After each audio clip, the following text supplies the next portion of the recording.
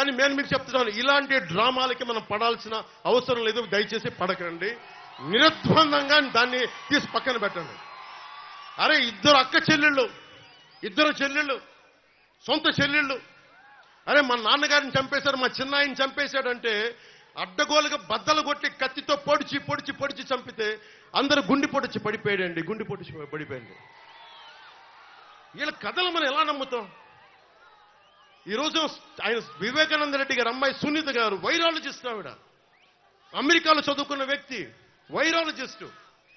Corona లాంటి virus ని ఆవిడ దాని మీద నిజంగా వైద్యం చేయగలిగే వ్యక్తి. ఆవిడ కూర్చొని నా తండ్రిని చంపేశారు, నా తండ్రిని చంపారంటే ఒక్క పోలీస్ అధికారి దాని మీద మాట్లాడు. CBI central bureau of investigation వస్తే కడపలో కోర్టులోకి వెళ్ళనివ్వరు వాళ్ళని. ఇంత దారుణంగా ఉంటే మనందరం కూర్చొని చేతులు ముడిచి కూర్చున్నాం. మనందరం, మనకు పౌరుషం చచ్చిపోయింది, మనందరికి చచ్చిపోయింది. ఎందుకు నేను వ్యతిరేకపడడం? చీలద్దు చీలద్దు చీలద్దు ఎందుకంటానంటే ప్రజాస్వామ్యాన్ని కూలి చేసేవాడు ఒకడు కూర్చొని మనందరినీ పొడుస్తా, సంపుతా, దోపిడీ చేస్తా ఉంటే ఎంతకాలం భరిస్తాం? ఎంతకాలం?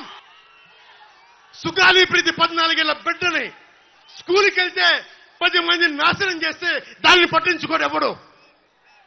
జగన్మోహన్ కి బొక్క పడితే, చిన్న గులకరాయి పడితే రాష్ట్రం అంతా ఊగిపోద్ది. సగటు మనిషి బాధ మనకి తెలియదు. సగటు మనిషి బాధ మర్చిపోయాం. నిజంగా నాకు ఆవేదన ఉంది, ఏడుపు వస్తుంది. తప్పు జగన్మోహన్ రెడ్డి కాదు, మందే. మనకు పౌరుషం చచ్చిపోయింది.